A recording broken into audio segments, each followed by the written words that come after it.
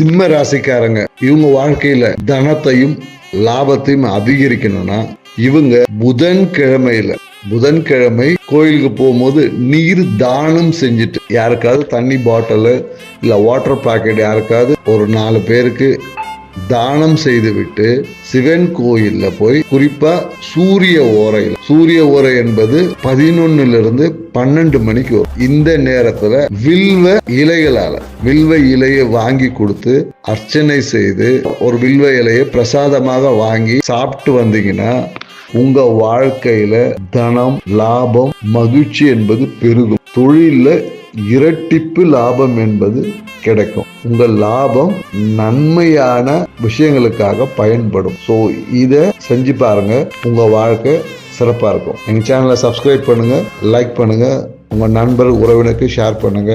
இது போன்ற ஆன்மீகம் சார்ந்த ரகசியங்களுடன் உங்களை சந்திப்போம். நன்றி, வணக்கம்.